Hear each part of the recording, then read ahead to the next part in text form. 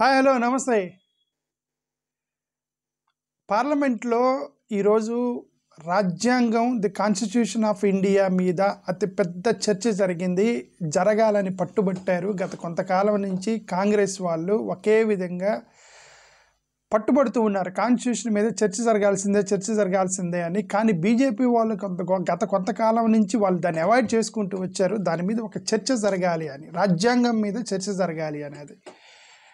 జనరల్గా ఈ యొక్క బీజేపీ మీద ఉన్నటువంటి ఎలిగేషన్స్ ఏంటంటే రాజ్యాంగం గురించి చర్చ జరగాలని అన్న ప్రతిసారి కూడా వాళ్ళు అవాయిడ్ చేస్తున్నారు అనేది ఒకటైతే, అసలు వాళ్ళు ఎందుకు రాజ్యాంగం మీద చర్చ జరగాలి అంటున్నారంటే దేశం మొత్తం మీద బీజేపీని వ్యతిరేకించేటువంటి వాళ్ళ దగ్గర కొన్ని ఇష్యూస్ ఉన్నాయి మాట్లాడటానికి. అదేంటంటే ఒకటి, అసలు balance between judiciary and legislature అనేది మిస్ అయింది. రాజ్యాంగం విరుద్ధం అది. అసలు లెజిస్లేచర్కి జ్యుడిషియరీకి అది ఇంటర్వెన్షన్ జరుగుతుంది, ఇంటర్ఫియర్ అవుతున్నారు. జ్యుడిషియర్లో ఈ యొక్క లెజిస్లేచర్ యొక్క పవర్ ఉపయోగించుకొని జ్యుడిషియల్లో హ్యాండ్ పెడుతున్నారు అనేటువంటి ఒక అనుమానం ఉంది దాని గురించి. కాబట్టి రాజ్యాంగం అనే దాని మీద చర్చ జరగాల్సిందే అనేటువంటి పట్టుబడుతున్నారు గత కొంతకాలం నుంచి. అదేవిధంగా role of religion in public life గురించి కూడా అదొక పాయింట్ డిస్కషన్ చేయాలనేటువంటి ఉద్దేశంతో ఉంది బీజేపీని వ్యతిరేకించే వాళ్ళు. Rule of religion in the public life అంటే మతము అనేది కేవలం మన యొక్క అంతర్గతంగా ఇళ్లలో మన అంతర్గతంగా ఉంచుకోవటమే తప్ప పబ్లిక్ లైఫ్లో, ఆఫీసుల్లో, రాజకీయాల్లో, గవర్నమెంట్ ఇన్స్టిట్యూషన్స్లో, ఇన్ ద పబ్లిక్ లైఫ్లో what is the role of religion, రాజ్యాంగంలో ఏం చెప్పబడింది అనే దాని గురించి చర్చ జరగాల్సిందే, విస్తృతంగా చర్చ జరగాల్సిందే. ప్రతి దాంట్లో వాళ్ళు మతాన్ని తీసుకొచ్చేస్తున్నారు అనేటువంటి ఉద్దేశంతో ఇక బీజేపీ వ్యతిరేకులు దాని కొంతకాలం నుంచి మాట్లాడుతున్నారు. అదేవిధంగా evolving application of fundamental rights. అసలు ఫండమెంటల్ రైట్స్ని మీరు ఎలా అప్లై చేస్తున్నారు? సే ఫర్ ఎగ్జాంపుల్ అంబేద్కర్ రాజ్యాంగాన్ని కల్చరల్ బేస్ చేసుకొని రాజ్యాంగం రాశాడు అనేటువంటి ఒక ఇష్యూ ఉంది రాజ్యాంగంలో. అంటే అంబేద్కర్ అనేది భారతదేశ కల్చర్ను ఉపయోగించి రాజ్యాంగాన్ని రూపొందించాడు అనేది. దాన్ని వాళ్ళు ఎలా అప్లై చేస్తున్నారు అనే దాని మీద ఒక రాంగ్ అప్లికేషన్ ఇస్తున్నారు రాజ్యాంగానికి అనేటువంటి ఒక వాదన ఉంది. అంబేద్కర్ చెప్పింది ఏంటంటే భారతదేశంలో భిన్న సంస్కృతులు, భిన్న మతాలు, భిన్న కులాలు, భిన్న భాషలు, భిన్న వ్యవహార శైలిలు, జీవన విధానాలు ఉన్నాయి. కాబట్టి ఇది ఎత్నో గ్రూప్ అయినటువంటి భారతదేశాన్ని మనం ఎంత జాగ్రత్తగా బ్యాలెన్స్డ్గా రాయాలనేటువంటి ఆ వివక్షను తీసేయటానికి ఆర్టికల్ 14 నుంచి ఆర్టికల్ 21 వరకు రాసుకుంటూ పోయారు, ఆర్టికల్ 30 వరకు రాసుకుంటూ పోయారు. That is the intention of doctor B R Ambedkar. అది రాసేటప్పుడు ఏమన్నారంటే భారతదేశం యొక్క కల్చర్ని దృష్టిలో పెట్టుకొని మన భారత రాజ్యాంగాన్ని రూపొందించడం జరిగింది అని. అంటే అర్థం భారతదేశ కల్చర్ అంటే దాన్ని వక్రీకరించి భారతదేశ ఆ యొక్క మత కల్చర్ని దేశం మొత్తం స్ప్రెడ్ చేయడానికి ప్రయత్నం చేస్తున్నారు అనేటువంటి ఒక రాంగ్ అప్లికేషన్ ఆఫ్ కాన్స్టిట్యూషన్ ఉంది అనేటువంటి ఉద్దేశం ఉంది. కాబట్టి భారతదేశ రాజ్యాంగం ఫండమెంటల్ రైట్స్ మీద, కోర్ ప్రిన్సిపల్స్ మీద చర్చ జరగాల్సిందే అనేటువంటి పట్టుబడుతున్నారు బీజేపీకి వ్యతిరేకులు కొంతకాలం నుంచి.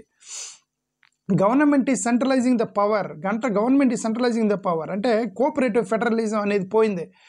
ఇదేంటంటే ఇప్పుడు సెంట్రల్ గవర్నమెంట్కి అనుకూలంగా ఉన్న వాళ్ళు, లేదంటే బీజేపీ పాలిత ప్రాంతాల్లో ఉన్నటువంటి వాళ్ళకి మాత్రం ఎక్కువ ఫండ్ ఇచ్చేసి వాళ్ళతో ఎక్కువగా కోఆపరేట్ చేసి బీజేపీ వ్యతిరేకించేటువంటి ముఖ్యమంత్రుల్ని ఆ రాష్ట్రాలకి ఫండ్ ఇవ్వకుండా ఇబ్బంది పెడుతున్నారని, వాళ్ళకి అంత కోఆపరేటివ్గా ఉండట్లేదని, ఇదంతా ఏంటంటే నాన్ కోఆపరేటివ్ ఫెడరలిజం అనేది పోతుంది. ఇది రాజ్యాంగ విరుద్ధము.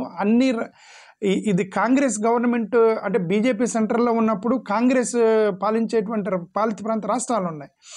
వాళ్ళకు కూడా మీరు దేశంలో ఒక రాష్ట్రంగా పరిగణించాలి, వాళ్ళకి మీరు ఫండ్ ఇవ్వాలి, వాళ్ళకి రావాల్సిన షేర్ని మీరు ఇవ్వాలి.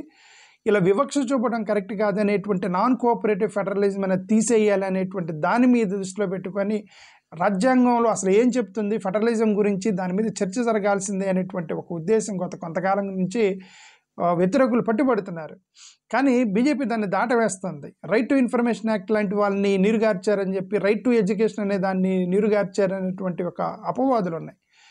వీకెనింగ్ ది ఇండిపెండెంట్ ఇన్స్టిట్యూషన్స్ అవి స్వయం ప్రతిపత్తి మీద నడవాల్సినటువంటి ఇన్స్టిట్యూషన్స్ చేతిలో గవర్నమెంట్ ఆధిపత్యం వస్తుంది. ఇది రాజ్యాంగ విరుద్ధము. ఫర్ ఎగ్జాంపుల్ సిబిఐ కానీ, ఈడీ కానీ, ఎలక్షన్ కమిషన్ ఆఫ్ ఇండియా కానీ ఈ 3 కూడా స్వయం ప్రతిపత్తికి సంబంధించినవి. దీంట్లో గవర్నమెంట్ చేయబడుతుంది. గవర్నమెంట్‌కి అనుకూలంగా ఈడీ పనిచేస్తుంది, సిబిఐ పనిచేస్తుంది. గవర్నమెంట్‌కి అనుకూలంగానే ఎలక్షన్ కమిషన్ పనిచేస్తుంది. మరి ఇది స్వయం ప్రతిపత్తి కలిగినటువంటి ఇలాంటి ఇండిపెండెంట్ ఇన్స్టిట్యూషన్స్ ఎప్పుడో నీరుగార్చేశారు. అసలు రాజ్యాంగం మీద చర్చ జరగాల్సిందే అనేటువంటి వ్యతిరేకులు పట్టుబడుతున్నారు. రిజర్వేషన్ సిస్టమ్ మీద కూడా బీజేపీ వాళ్ళు రిజర్వేషన్స్కి వ్యతిరేకంగా కుట్ర పన్నుతున్నారు అనేటువంటి ఒక అపవాదం ఉంది. ఈ 50% క్యాప్ అనే దాన్ని లేపేయాలి, అంటే 50% ఎస్సీ ఎస్టీ బీసీలకి 50% క్యాప్ పెట్టేసి, బట్ ఓసీలకి రిజర్వేషన్ ఇవ్వడానికి ఆ క్యాప్ని మించి 10% ఇచ్చినప్పుడు ఇది వైలేటెడ్ ఆల్రెడీ 50% క్యాప్ అనేది. ఇప్పుడు ఈ ఎస్సీ ఎస్టీ బీసీలకి 50% క్యాప్ తీసేసి జనాభా ప్రాతిపదికన మీరు మళ్ళీ రిజర్వేషన్స్ క్యాప్ పెంచాలనేటువంటి ఈ యొక్క నాన్ బీజేపీ పార్టీలు చేస్తున్నటువంటి ఒక డిమాండ్. దానికోసం మరి చర్చ జరగాల్సిందే రాజ్యాంగం మీద అనేటువంటి ఒక పెద్ద ఆందోళన అయితే జరుగుతుంది దేశం మొత్తం మీద బీజేపీ వ్యతిరేకుల ద్వారా. ఓకే, అదేవిధంగా బీజేపీ అనేది ఎస్సీ ఎస్టీ బీసీల గురించి సంబంధించిన రిజర్వేషన్స్ని అడిగిన ప్రతిసారి వాళ్ళు ఏమంటున్నారంటే ఎస్సీ ఎస్టీ బీసీలు రిజర్వేషన్స్ని పెంచితే అవి తీసుకెళ్ళి ముస్లిమ్స్కి ఇస్తున్నారని చెప్పేసి ప్రతిదానికి ముస్లిమ్స్కి కనెక్ట్ చేస్తున్నారు. ప్రతిదానికి ముస్లిమ్స్కి కనెక్ట్ చేసి అక్కడ ఒక రిలీజియన్ సంబంధించినటువంటి ఫీలింగ్ తీసుకొచ్చేసి ఎస్సీ ఎస్టీ బీసీలకు రావాల్సిన రిజర్వేషన్స్ని తొక్కేస్తున్నారు అనేటువంటి ఒక అపవాదం ఉంది. దాని గురించి వీళ్ళు అపోజిషన్ వాళ్ళు మాట్లాడుతున్నారు. రాహుల్ గాంధీ లాంటి వాళ్ళు అయితే వాళ్ళు క్లియర్గా చెప్తున్నారు, we're following constitution but you're following Manudharma శాస్త్రం. మా ప్రతిదానికి సంబంధించిన డైరెక్ట్గా ఈరోజు రాహుల్ గాంధీ అదే అన్నాడు, we are following Indian constitution but you BJP is following Manudharma అని Rahul Gandhi claimed that. Directly in the పార్లమెంట్లో మాట్లాడాడు ఈ మాట. అంటే ఏంటి అతని ఉద్దేశం ఏంటంటే, మేము రాజ్యాంగం గురించి మాట్లాడుతుంటే మీరు మతాన్ని తీసుకొచ్చేసి మనుధర్మ శాస్త్రాన్ని మీరు భారతదేశంలో పెట్టడానికి ప్రయత్నం చేస్తున్నారు, ఎస్సీ ఎస్టీ బీసీలు మీరు తొక్కడానికి ప్రయత్నం చేస్తున్నారని రాహుల్ గాంధీ ఎక్స్ట్రాడినరీ పాయింట్ తీసుకొచ్చి పార్లమెంట్లో చెప్పగలిగాడంటే I am very much impressed with Rahul Gandhi on this point. Okay, really speaking. Rahul Gandhi ఇంకో మాట కూడా అన్నారు. సావర్కర్ గురించి ప్రస్తావన తీసుకొచ్చారు. సావర్కర్ ఒక పాయింట్, సావర్కర్ని మీరు తెర మీదకి తెస్తున్నారు. ఆ సావర్కర్ ఇచ్చినట్టు ఒక స్టేట్మెంట్ని చదివాడు పార్లమెంట్లో. అదేంటంటే there is nothing called, Savarkar ఏమన్నాడంటే in his writings there is nothing Indian about our constitution. భారతదేశంలో మన భారత రాజ్యాంగంలో అసలు ఇండియన్ అనేది ఏం లేదు, ఎవ్రీథింగ్ ఈజ్ మనుస్మృతి అన్నట్టుగా మాట్లాడాడు అనమాట Savarkar. Manusmriti is that scripture which is most worshipable after Vedas for our Hindu nation and from which our ancient times we have become the basis for the culture, customs through thought and practice. This book for centuries have codified the spiritual and divine march of our nation. Today Manusmriti is law. These are the words of Savarkar అన్నటువంటి స్టేట్మెంట్స్ని ఈరోజు రాహుల్ గాంధీ చదివాడు దాన్ని. అంటే సావర్కరు భారతదేశ రాజ్యాంగం అనేది మనుస్మృతితో వెళ్ళాలనేటువంటి మనుధర్మ శాస్త్రం గురించి మాట్లాడినటువంటి దాన్ని ఈరోజు రాహుల్ గాంధీ ప్రస్తావన తీసుకొచ్చాడు. నేను మనుధర్మ శాస్త్రం గురించి, నేను సనాతన ధర్మం గురించి, మనుధర్మ శాస్త్రం గురించి, వర్ణశాస్త్రం గురించి, వర్ణ ధర్మాలు తీసుకొచ్చి ఎస్సీ ఎస్టీ బీసీలని శూద్రులని ఎవరెవరినో పెద్ద పెద్ద కులాలని చెప్పేసి వీళ్ళు అరికాల నుంచి వచ్చారని చెప్పేసి వీటన్నిటిని భారత రాజ్యాంగ పరిధిలోకి తీసుకురావడం ద్వారా అదొక పెద్ద మళ్ళీ గత 2000 సంవత్సరాల క్రితం అణిచివేయబడినటువంటి కులాలని మళ్ళీ వెనక్కి బ్యాక్ తీసుకెళ్ళిపోతారు అనేటువంటి నేను గత కొంతకాలం నుంచి మాట్లాడుతున్నాను. దాన్ని ఈరోజు రాహుల్ గాంధీ ప్రస్తావించాడు పార్లమెంట్లో. It's very good thing has done it. Today దానికి కౌంటర్గా బీజేపీ వాళ్ళు ఏమన్నారంటే, మనుస్మృతి గురించి నువ్వు మాట్లాడతావా, అంటే సావర్కర్ గురించి మాట్లాడతావా, రాహుల్ గాంధీని హనుమాన్ జైలుకి తీసుకెళ్ళండి ఒకసారి, అప్పుడు తెలిసింది రాహుల్ గాంధీకి సావర్కర్ పడ్డ కష్టాలు ఏంటో అని చెప్పేసి బీజేపీ వాళ్ళు వ్యతిరేకంగా మాట్లాడారు దాన్ని. That is absolutely that is okay, that is political statement. Okay, అయితే ఇక్కడ మీకు ఒక పాయింట్ నేను రాస్తున్నాను. ఇప్పుడు ఇది ఎందుకు మేము కూడా ఎందుకు వ్యతిరేకిస్తున్నాం దీన్నంటే, ఇప్పుడు ఎదుటివాడిని కంట్రోల్ చేయడానికి మీరు వాడేటువంటి ఆ సిస్టమ్ అనేది ఇది చాలా ప్రమాదకరము. ఎందుకంటే చరిత్రను మార్చేసి మత కథలు, మతానికి సంబంధించినటువంటి పిట్టకథలు చెప్పడం అనేది అది భారతదేశం యొక్క నేచర్కి, విజ్ఞానానికి చాలా ప్రమాదకరం. ఇది బెస్ట్ ఎగ్జాంపుల్ ఏంటంటే ఇప్పుడు బీజేపీ ప్రభుత్వం వచ్చిన తర్వాత వీళ్ళు ఏం చేశారంటే చరిత్ర మార్చారు, టెక్స్ట్ బుక్లని మార్చారు. ఇండస్ వ్యాలీ సివిలైజేషన్ లేపేశారు. హరప్పా నాగరికతకు సంబంధించినటువంటి కొన్ని ఈ యొక్క ఆర్యన్ ఇన్వేజన్ ఇవన్నీ కూడా టెక్స్ట్ బుక్లో లేపేసి వేదిక్ స్క్రిప్ట్స్ అని వేదిక్ పీరియడ్ అని చెప్పేసి ఒక చాప్టర్ పెట్టారు టెక్స్ట్ బుక్లో. ఏది చరిత్ర లేపేసి వేదాల గురించి సంబంధించినటువంటి టెక్స్ట్ బుక్లో పెట్టారు. స్టూడెంట్స్కి మనం నేర్పించింది చరిత్ర నేర్పించాలా, లేదంటే వేదాలు, ఎపిక్స్, రామాయణ, మహాభారతాలు ఇవే నేర్పించాలి అనేది. మరి బీజేపీ ఏంటంటే వాళ్ళ ఫండమెంటల్ ఐడియాలజీ ఈ చరిత్ర కాదు, వాళ్ళు ఏదో వాళ్ళు అనుకున్నది వాళ్ళు చెప్పుకుంటూ పోతుండే. ఒక ఎగ్జాంపుల్ చెప్తున్నా, కర్ణాటకలో ఒకటి జరిగింది ఏంటంటే, కర్ణాటక టెక్స్ట్ బుక్లో సావర్కర్ గురించి ఒక టెక్స్ట్ బుక్ పెట్టారు. ఆ సావర్కర్ గురించి టెక్స్ట్ బుక్ దాంట్లో ఏమని రాశారంటే, సావర్కర్ అండమాన్ జైల్లో ఉన్నప్పుడు ఆయనకి బుల్బుల్ పిట్టలు ఉంటాయి కదా, బుల్బుల్ పిట్ట అంటారు. ఆ బుల్బుల్ పిట్టలని సావర్కర్ దగ్గరికి పోయాయంట. సావర్కర్ దాని మీద కూర్చొని ఆయన అట్లా దేశం మొత్తం తిరిగి చూశాడట అని చెప్పేసి కథ రాశారు. ఏది టెక్స్ట్ బుక్లో సావర్కర్ గురించి బుల్బుల్ పిట్టల మీద కూర్చొని దేశం మొత్తం తిరిగాడంట అని సావర్కర్ గురించి రాశారు. ఇది చిన్నపిల్లలకు నేర్పించడానికి కథ అన్నారు. బట్ వచ్చే 100 సంవత్సరాల్లో అదేమవుతుంది? సావర్కర్ అని ఒక దేవుడు ఉన్నాడు, ఆ దేవుడు బుల్బుల్ పిట్టల మీద కూర్చొని దేశం అంతా వేశాడని కర్ణాటక టెక్స్ట్ బుక్లో రాస్తే, సావర్కర్ అని ఒక చరిత్ర ఉంది, దట్ ఈస్ హిస్టరీలో వచ్చే సావర్కర్ గురించి మొత్తం రాసి ఉంది. ఒక మనిషిని ఇప్పుడు మీరు దేవుడిగా సృష్టీకరించి బుల్బుల్ పిట్టల మీద దేశం మొత్తం తిరగలిగినటువంటి మహిమలు కలిగిన వాళ్ళలాగా మీరు టెక్స్ట్ బుక్లో రాసి కర్ణాటకలో బీజేపీ ప్రభుత్వం ప్రయత్నం చేసింది. దానికి అఫ్కోర్స్ అది కాంట్రవర్సీ అయింది. మరి ఆ చాప్టర్ తీసేస్తారో లేదో తెలియదు, ఓకే. బట్ ఎగ్జాంపుల్ చెప్పాను, అంటే వీళ్ళు ఏమి చరిత్రను తీసేసి ఏం రాయడానికి ట్రై చేస్తున్నారని దాని గురించి చెప్తున్నాను, ఓకే. ఇప్పుడు ఈరోజు ఏమన్నారంటే సెంట్రల్ మినిస్టర్ కిరణ్ రిజిజు ఏమన్నారంటే, ఈరోజు we have equal rights to all to vote, then what there is no matter of minority protection అన్నారు. అంటే చూడండి ఎంత ఏమన్నారో, అందరికీ ఓటేసే ఈక్వల్ రైట్స్ ఉన్నప్పుడు మళ్ళీ ఇంకా మైనారిటీ ప్రొటెక్షన్ అనేది ఏంటి అనేది అసలు ఆర్గ్యుమెంటే తప్పు బీజేపీ వాళ్ళు చేసేది. నువ్వు ఓటు పవర్ అందరికి ఇచ్చావు, బట్ మైనారిటీ ప్రొటెక్షన్ జరగాలి కదా. బెస్ట్ ఫర్ ఎగ్జాంపుల్ మీకు అర్థమవడానికి, ఒక 10 మంది జనాలు ఉంటే 10 మందిలో ఒక 9 మంది మగవాళ్ళు ఉన్నారు, ఒకే ఒక స్త్రీ ఉందనుకోండి. ఒక 10 మంది గ్రూప్ ఉంది, ఆ గ్రూప్లో 9 మంది మగవాళ్ళు ఉన్నారు, ఒక్కరే స్త్రీ ఉంది. ఇప్పుడు ఈ 10 మంది కలిసి షాపింగ్కి వెళ్ళి చీర కొనాలా లేకపోతే ప్యాంటు కొనాలా అనేటువంటి డిస్కషన్ జరుగుతుంది అనుకోండి. ఇప్పుడు ఓటింగ్ పెట్టారు, 9 మంది మగవాళ్ళు ఉన్నారు, వాళ్ళందరూ ప్యాంటు కొందామని ఓటేస్తారు, చీర కొందామని ఒకే ఒక అమ్మాయి ఓటేసిద్ది, ఓకే. ఓటింగ్ పవర్ ఈక్వల్గా ఉంది, ఆడవాళ్ళకి ఓటింగ్ పవర్, మగవాళ్ళకి ఓటింగ్ పవర్ ఉంది. బట్ మగవాళ్ళు మెజారిటీ ఉన్నారు, ఆబ్వియస్లీ పోయి ప్యాంట్లు కొంటారు, అమ్మాయికి చీర కొనడానికి డబ్బులు ఉండవు. మరి ఇప్పుడు నువ్వు చేయాల్సింది 9 మంది మగవాళ్ళు కలిసి ఒకే ఒక స్త్రీ ఉన్నటువంటి మైనారిటీని మీరు ప్రొటెక్ట్ చేయాలి కదా, ఆమె కూడా ఒక చీర కొనిచ్చాలి కదా. Fundamental right, that is constitution చెప్పి మైనారిటీని ప్రొటెక్ట్ చేయండి అంది. అందుకు మెజారిటీ ఉన్న వాళ్ళు మైనారిటీని ప్రొటెక్ట్ చేయండి, ప్రతిదాన్ని ఓటేసి కాదు. మెజారిటీ హిందువులు ఉన్నప్పుడు, మెజారిటీ హిందువులు విన్ అవుతూ ఉన్నప్పుడు ఈ ముస్లిమ్స్ని, క్రిస్టియన్స్ని, బుద్ధిస్ట్ని, సేవుల్ని, ఎస్సీ ఎస్టీలని, ఎస్సీని, బీసీలని, ఈ యొక్క మైనారిటీని కూడా ప్రొటెక్ట్ చేయాలనేది కదా రాజ్యాంగం చెప్పింది.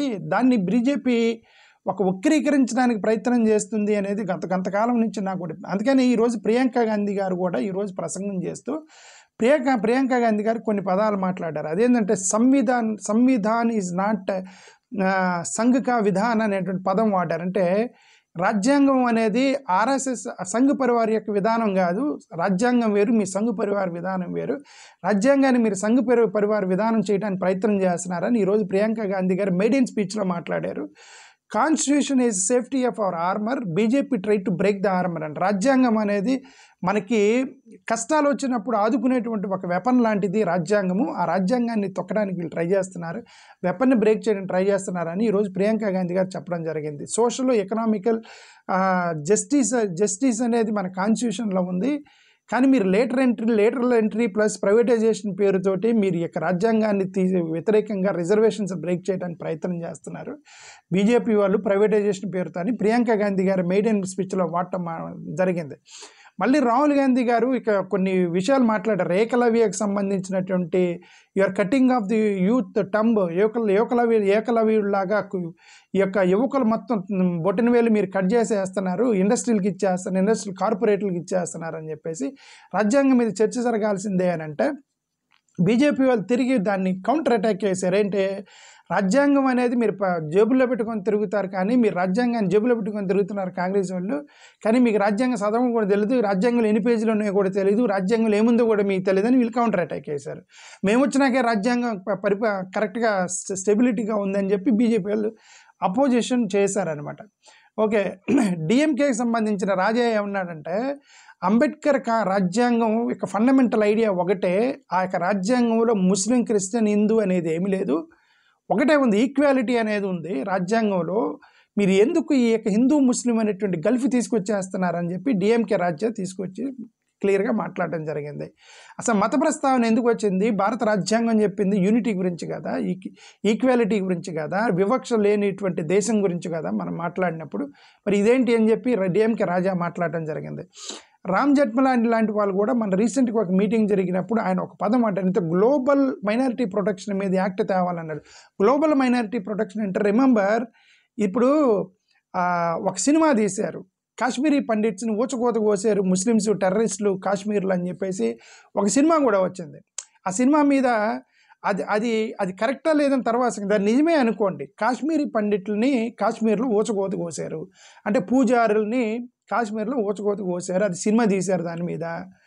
ఒకవేళ అది నిజమైనప్పుడు ఆ సినిమా చూసినప్పుడు మనమే అర్రేరే కాశ్మీర్లో ముస్లిమ్స్ ఎక్కువ మంది ఉన్నారు, మైనారిటీస్ వీళ్ళు హిందువులు మైనారిటీస్ ఉన్నారు కాశ్మీర్లో, మరి హిందువులు మైనారిటీ ఉన్నారని ముస్లిమ్స్ వీళ్ళ మీద వివక్ష చూపించేసి వీళ్ళని ఊచకోత కోసి చంపేశారు కదా, ఈ పని మనం చేయకూడదు అని అనుకోవాలి. కానీ అదే కాశ్మీర్లో కాశ్మీరీ పండిట్స్ని ఊచకోత కోసారని చెప్పి మిగతా రాష్ట్రాల్లో హిందువులు ఎక్కువ ఉన్న చోట ముస్లిమ్స్ మీద దాడి చేస్తే ఇక కాశ్మీరీ పండిట్లకు జరిగిన అన్యాయమే ఇక్కడ ముస్లిమ్స్కి జరిగింది. కాశ్మీరీ ముస్లిం చేసిన తప్పే ఇప్పుడున్నటువంటి మెజారిటీ హిందువులు చేస్తారు కదా, మరి అది తప్పు కదా అది అనేటువంటి ఆలోచన లేకుండా వీళ్ళు ఏమవుతుంటే రివర్స్ మిస్ఇంటర్ప్రిటేషన్ ఆఫ్ ది దాన్ని అది వైలెన్స్కి దారితీస్తుంది అనేటువంటి ఒక ఉద్దేశం ఉందన్నమాట. సో అందుకనే రామ్ జెఠ్మలాని లాంటి వాళ్ళు గ్లోబల్ మైనారిటీ ప్రొటెక్షన్ తీసుకురావాలి. బంగ్లాదేశ్లో హిందువులు మీద హింస జరిగింది, కెనడాలో హిందువుల మీద హింస జరిగింది, అదేవిధంగా ఇండియాలో ముస్లిమ్స్ మీద క్రిస్టియన్స్ మీద హింస జరుగుతుంది. కాబట్టి ఎక్కడైనా సరే, ఏ దేశంలో అయినా సరే, ప్రపంచం మొత్తం మీద గ్లోబల్ మైనారిటీ ప్రొటెక్షన్ యాక్ట్ అనేది రావాలి, అన్ని దేశాల్లో ఉన్న మైనారిటీస్ని ప్రొటెక్ట్ చేయాలనేటువంటి ఒక స్పీచ్ ఇచ్చారు రామ్ జెఠ్మలాని గారు రీసెంట్గా. చిదంబరం గారు లాంటి వాళ్ళు కూడా మాట్లాడింది ఏంటంటే, రిప్రజెంటేషన్ అనేది సోషల్ ఎకనామిక్ మీద రిప్రజెంటేషన్ ఉండాలి, కానీ ఇలాంటి రిలీజియన్ క్యాస్ట్ మీద మీరు రిప్రజెంటేషన్ తీసుకొచ్చి దేశం మొత్తం మీద కులాలు మతాలు విద్వేషాలు లేపటం అనేది కరెక్ట్ కాదని చెప్పేసి చిదంబరం గారు. సరే ఏదేమైనా సరే వీళ్ళందరూ ఒకటే మాట్లాడేది, ఇంక్లూడింగ్ మీ, నాతో సహా నేను ఒకటే కోరుకునేది, రాజ్యాంగం మీద విస్తృత చర్చ జరగాలి. భారతదేశ రాజ్యాంగం ఏం చెప్తుంది, భారతదేశ రాజ్యాంగంలో ఏముంది అనే దాని మీద విస్తృత చర్చ జరిపి సెక్యులర్ భారతదేశాన్ని మనం కాపాడాలి అని నేను మనస్ఫూర్తిగా కోరుకుంటున్నాను. నమస్తే. చూద్దాం ఇంకా అసలు పార్లమెంట్లో ఈ రాజ్యాంగం మీద చర్చ జరిగిద్దా లేదా ఏమంటారు అనేది. ఈరోజు ఉన్నటువంటి మొత్తం మీకు ఈరోజు చెప్పాను, ఈరోజు జరిగినటువంటి స్టేట్మెంట్లని మీకు చెప్పాను. Thank you.